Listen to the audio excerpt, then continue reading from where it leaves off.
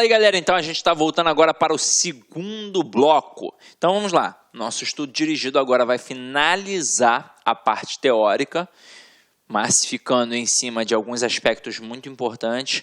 A gente não perde tempo com aquilo que é desnecessário. E depois a gente vai cair para as questões e vai finalizar a aula. Preparei aqui umas questões bem bacanas para que você possa compreender como é que isso funciona, como é que isso cai realmente na prova, tá? Então vamos lá, ó. Primeira coisa aqui, para a gente trabalhar, a semântica dos tempos e modos verbais. Aí os modos verbais. Você viu acima que os verbos sofrem flexão de modo. São 3 os modos em que um verbo pode aparecer: indicativo, subjuntivo e imperativo. Observe na tabela abaixo os valores semânticos associados a cada modo. Então, a gente aqui agora brinca com aqueles valores que a gente já apresentou e mais alguns exemplozinhos para que você possa cotejar, né? Comparar, entender. Então, vamos lá, aqui, ó. Indicativo. Indica fato certo, real. Exemplo, eu vou à reunião. É certo. E aí, olha só que bacana. Por que eu tenho de entender essa semântica dos tempos e modos verbais? Porque isso pode facilmente ser utilizado numa questão de compreensão e interpretação textual. Você tem de entender, né? Aquela questão de compreensão textual. Uma questão que é não de gramática.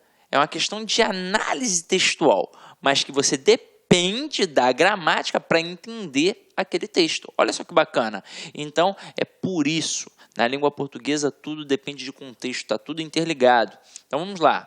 Subjuntivo, fato incerto, irreal, duvidoso, hipotético. Exemplo, queria que você fosse à reunião. Não é certo que ela vá. Se você for, ficarei feliz. Ou seja, você vai ficar feliz se a pessoa for, mas é uma possibilidade, não é algo que é certo. Agora, imperativo, ordem, pedido, conselho, súplica. Vá à reunião. Então, isso é uma ordem, já mandei. Então, matamos. Agora, acho que a gente viu tudo. A gente viu os principais conceitos. Só nos resta cair para dentro das questões. Então, vamos lá, vamos observar a primeira questão aí, meu companheiro. E anjos desciam até a superfície da terra. O verbo empregado nos mesmos tempo e modo que o grifado acima está em. Primeira coisa é matar, meu companheiro, o valor que tem no enunciado. Então, quando eu digo anjos desciam, isso é um passado. Ah, Cid, mas eu fiquei com dificuldade. Vamos lá. Se eu tenho uma estrutura assim, ó, em que eu pego o verbo descer, que é de segunda conjugação, terminada em ER, e ele me apresenta desciam. Observe que eu tenho aqui, nessa estrutura, até a letra C, um radical. Beleza? Até a letra C eu tenho ali um radical. Aí aqui no caso, este iam é uma desinência modo temporal. E este M aqui, ó, ele é uma desinência número pessoal. O M ali está para mostrar que está na terceira pessoa do plural. Eles desciam. No caso aí, os anjos desciam. Agora, aquele I ali, que tempo e modo a gente tem ali no caso? E aí, ó, eu fiz isso na aula de vozes verbais e vou fazer aqui de novo, até mesmo porque aqui é que tem mais necessidade. Quando a gente pega esse pretérito, no caso, é o imperfeito do indicativo, ele é muito importante. Então, eu tenho que dominar isso daqui, eu tenho que gravar isso daqui. Isso eu tenho que gravar realmente. Eu tenho primeira conjugação, verbo terminado em AR, segunda conjugação, verbo terminado em ER, terceira conjugação, verbo terminado em IR, e aí eu tenho uma quarta situação para os verbos por, ter e vir, e aí eu tenho a quinta situação para o verbo ser.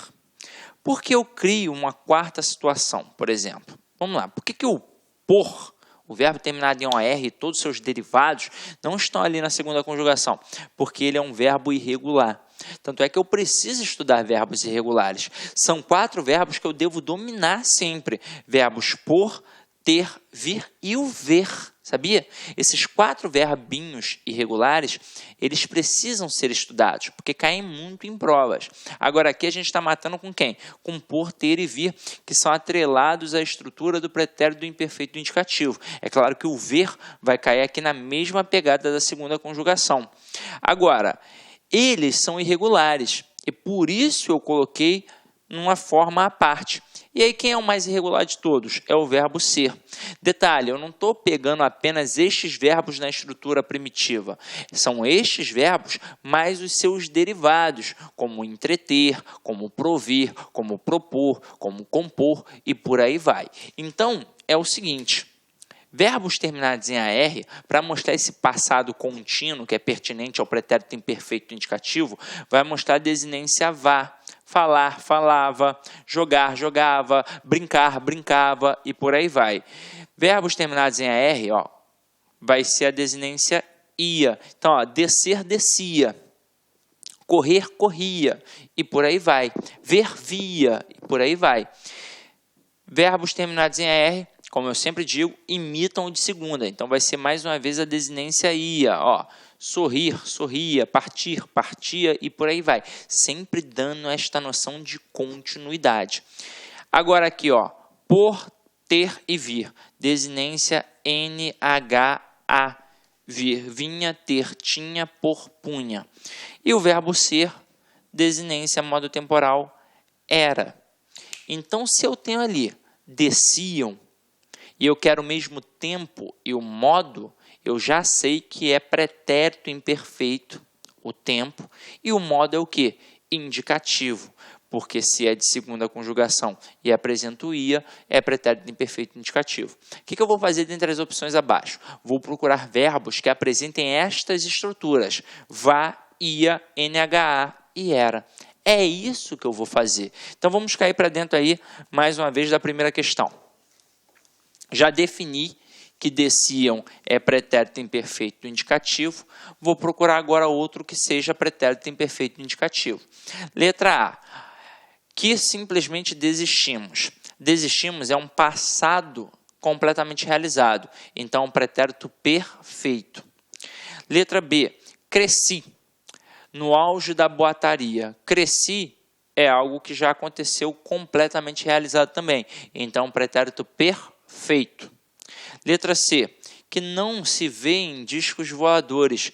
Veem é presente. Então, ainda não é nossa resposta. Letra D. As religiões não deixavam sequer. E aí se liga só. Olha a maldade. Aqui eu tenho um vá e a gente vai olhar para a letra E. Na letra E, o cara bota assim, ó, seria coisa dos russos ou de outro planeta. Reparem que aparece o ia, igual aparece aqui, ó. E aí isso pode confundir o aluno.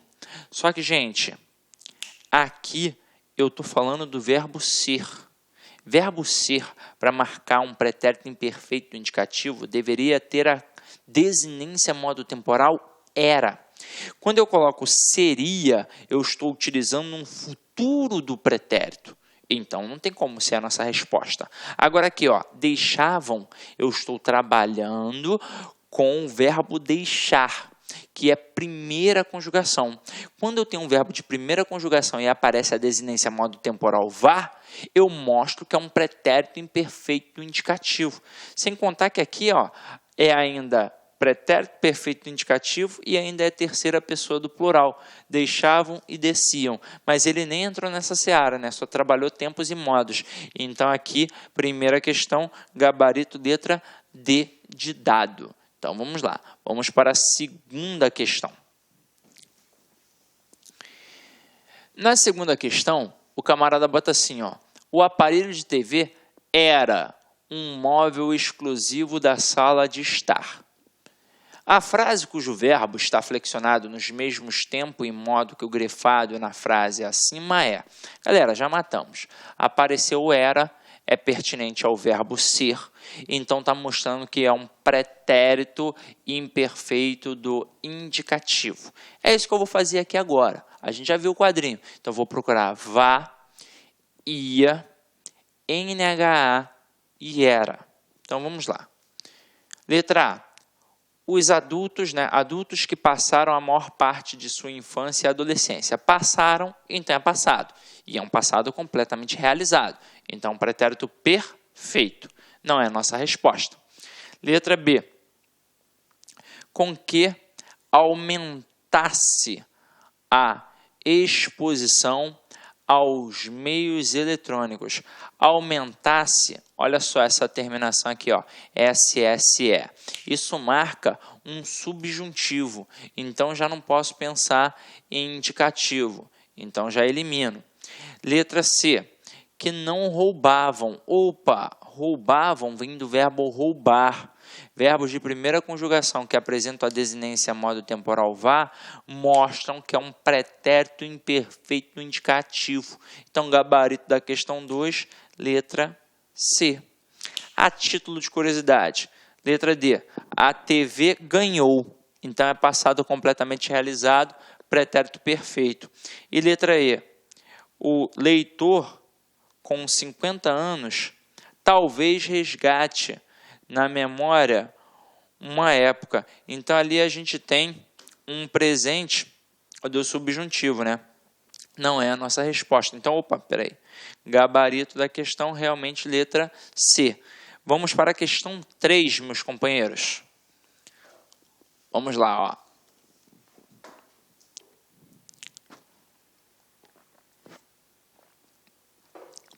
Em certas passagens do primeiro parágrafo, os autores referem-se a certas ações pretéritas que consideravam contínuas. A forma verbal demonstra essa atitude, é. Vamos lá, galera. Mais uma vez, se eu tenho ações pretéritas que são consideradas contínuas, eu estou trabalhando um pretérito imperfeito do indicativo. Então, eu vou procurar vá, NHA, ia e era. Então, vamos lá. Criaram, é um passado completamente realizado, então pretérito perfeito. Alcançou, passado completamente realizado, pretérito perfeito. Continua, presente. Anunciavam, opa, vem de anunciar, tem o vá, então um pretérito perfeito do indicativo. Indica um passado contínuo. As Casas Bahia anunciavam sempre diversas promoções, então um passado que indica um hábito rotineiro, ou seja, uma ação contínua. Então, gabarito da questão 3, letra D de dado. E V, triunfar, V é presente, né, galera? Então, a gente vai adiante agora. Questão 4. Opa, questão 4 é mais embrasada aí, ó. Vamos lá, ó. É apressado asseverar que essa expansão do segmento possa gerar maior concorrência no setor. Vale lembrar, apenas como comparação, que a chegada dos bancos estrangeiros nos anos 90 não surtiu o efeito esperado quanto à concorrência bancária. O emprego do subjuntivo em possa justifica-se por tratar de uma afirmação hipotética. Perfeito. Não é uma certeza. É uma hipótese. O segmento possa gerar. Não é que pode gerar, ele possa gerar. Então, a hipótese, questão 4, perfeita, gabarito C, correto. Beleza? Essa questão era só para julgar. Vamos para a questão 5. Questão 5 aí a gente tem uma questão também para julgar. Então, vamos lá, ó. Há algo que une técnicos e humanistas. Ambos se creem marcados por um fator distintivo, inerente a seus cérebros, o dom da inteligência, que os apartaria do trabalhador manual ou mecânico. Gramsci percebe nessa crença um ranço ideológico da divisão do trabalho. A forma verbal apartaria está flexionada no futuro do pretérito porque denota uma ação que compõe uma hipótese, uma suposição. E aí você pensa, ué, não é subjuntivo, como é que vai ter hipótese? É, meu companheiro.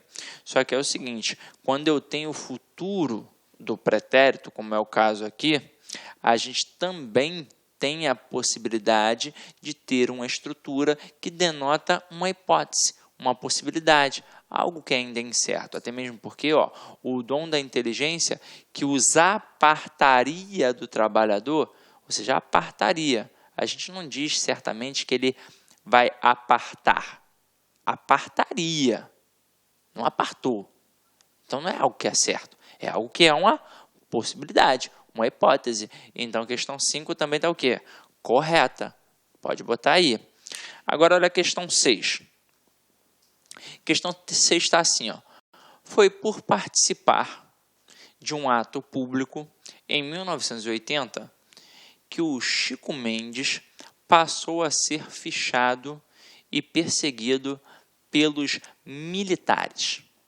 O verbo participar está empregado no período como termo substantivo. Vamos lá, galera. O negócio é o seguinte, tem que tomar cuidado, porque a gente tem as formas nominais de um verbo, que são particípio, gerúndio e infinitivo. E por que elas correspondem a formas nominais? Porque o gerúndio corresponde a um advérbio, o particípio corresponde a um adjetivo e o infinitivo corresponde a um substantivo. Então você olha aqui, uma estrutura que está no infinitivo, e aí o camarada diz que funciona como um substantivo, você pensa, opa, faz todo sentido, é uma forma nominal do verbo, corresponde a um substantivo. Só que é o seguinte, uma coisa é eu pegar um verbo e outra coisa é eu pegar um substantivo. Se eu tivesse colocado assim, o participar, aí sim, eu teria um termo substantivo. Mas aqui eu não tenho um termo substantivo, eu tenho um termo que é verbo. Então, a alternativa da questão 6 só pode ser o quê? Errada. Não é um substantivo, é um verbo. Ah, mas não é um verbo que está na estrutura infinitiva? Mas não deixa de ser um verbo, caramba. Então, aqui, eu vou dizer que no período está funcionando como substantivo? Não, não está. Por exemplo, eu boto assim, o jantar está na mesa. Se eu olhasse para a forma isolada, jantar, a gente automaticamente pensaria em quê? Em verbo. Assim como a gente olhou para ali para participar e pensou num verbo em sua estrutura infinitiva. Só que é o seguinte, o que aconteceu aqui? Antes da palavra jantar, apareceu um artigo. Normalmente, como é que a gente aprende a identificar um verbo na língua portuguesa? É aquele camarada que eu posso conjugar. Participar. Eu participo, tu participas, ele participa, nós participamos, vai participar e eles participam. Então, caramba, é um verbo. Agora aqui, jantar. Eu janto, tu jantas, ele janta, nós jantamos, vós jantais, eles jantam. Então, caramba, é um verbo. Só que aqui em questão apareceu o que antes? Apareceu um artigo. E o artigo, ele é capaz de substantivar qualquer outra classe gramatical. Então, aqui sim, a palavra jantar, que tem uma estrutura infinitiva, né, está funcionando como substantivo. Aqui sim é um substantivo. E na língua portuguesa isso tem um nome. É um processo de derivação imprópria ou conversão. Por quê? Porque, na verdade, aqui eu converti a classe gramatical. O artigo tem essa propriedade. Ele é capaz de modificar, de substantivar qualquer outra classe gramatical, inclusive ele próprio. Se eu falar assim, o A é a primeira letra do alfabeto, o A aí está funcionando como substantivo. Então, muito cuidado. Então, aqui em cima, teve alguma estrutura que possibilitasse a substantivação do elemento? Nenhuma. Então, realmente não é um substantivo. Aqui é um verbo, então, questão 6 está errada. Vamos para a questão 7 agora. Questão 7 está assim. O Brasil não dispunha de uma lei que regulamentasse claramente os direitos e deveres das empresas. Em o Brasil não dispunha, o verbo dispor está no presente. Aí você pensa, Faz sentido, né, Siri? Não, não faz sentido. Vamos lá. Lembra que eu disse a vocês, quando eu tenho um verbo que é terminado em OR, como é o verbo por, ou de seus derivados, e aparece a desinência NHA, eu tenho um pretérito imperfeito do indicativo. Então, por, punha, dispor, dispunha. Então, aqui não pode ser presente, aqui é um pretérito imperfeito do indicativo, ou seja, é um tempo verbal no passado que indica um hábito contínuo. Então, a questão 7 ela está errada. Vamos para a questão 8.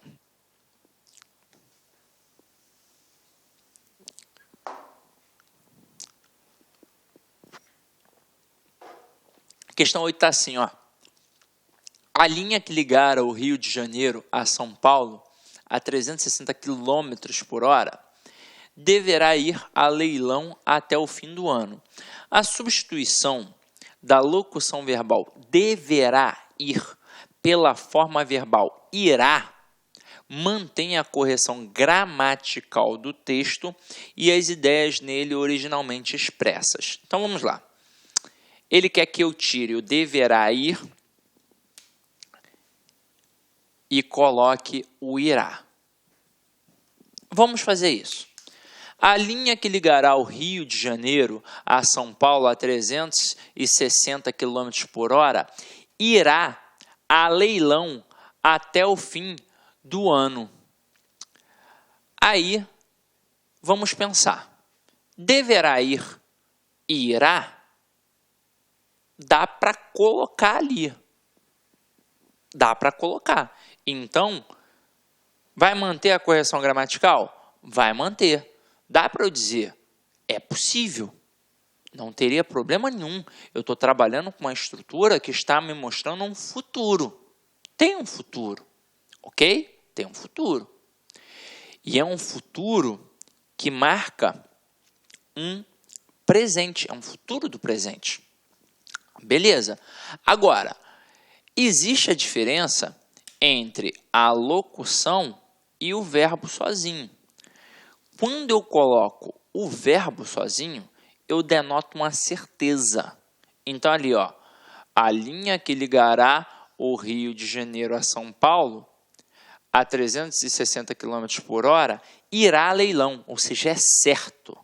Agora, quando eu coloco deverá ir a leilão, não é uma certeza, é uma possibilidade. Ah, mas é quase certo. É quase certo, mas não é certo. Agora, quando eu coloco irá, aí eu mostro que é algo certo. Então, eu mantenho a correção gramatical, mas eu não mantenho as ideias originalmente expressas. Isso foi alterado. Eu estou trocando uma dúvida, que é o deverá ir, por uma certeza, que é o irá. Tranquilo? Então, a questão 8, ela teve um errinho aqui nas ideias. Elas não são mantidas. Então, questão 8, ela está errada. Tranquilo? E aí, gente, como é de hábito, de vez em quando eu até esqueço, né? Mas como é de hábito, uma mensagenzinha aí para vocês. Quando penso que cheguei, né? Quando penso que cheguei ao meu limite, descubro que tenho forças para ir além. E isso é uma verdade, galera. Só não tem jeito para a morte. Qualquer coisa nessa vida tem jeito. Ah, tá difícil. Pô, o Brasil tá em crise, não sei o quê. Brigo com a minha mulher o tempo todo. Gente, vou dizer um negócio. Tem solução para tudo. E todo mundo é colocado à prova. Eu sou colocado à prova o tempo todo. Vocês são colocados à prova o tempo todo. E tem hora que parece uma cruz muito mais pesada do que aquela que a gente pode carregar. Aí a gente fica o tempo todo, né, se fazendo de coitadinho. Caraca, por que isso só acontece comigo? Tem algum motivo. E pegue de forma positiva. Essas coisas ruins, teoricamente, que acontecem na nossa vida, de vez em quando vêm para nosso amadurecimento. É para que a gente cresça realmente. Para que a gente entenda o real valor das coisas. Então, se eu estou passando por um sofrimento agora, é porque no futuro eu vou enxergar e vou falar, aquilo dali foi um aprendizado. Aquilo dali fez eu crescer. Se eu não tivesse passado por aquilo dali, eu não seria uma pessoa melhor. É isso. Então eu posso ser sim, sempre uma pessoa melhor. É claro, sempre haverá pedras no meu caminho, mas eu vou fazer o quê? Eu vou passar por elas, de alguma forma. Ou eu vou chutar, ou eu vou contornar, mas eu vou vencer os obstáculos. Eu vou vencer as pedras que colocarem no meu caminho. Então, sempre, por mais difícil que seja, sempre dá para ir além. É só questão de querer. Se você quer, você pode. Essa é a verdade.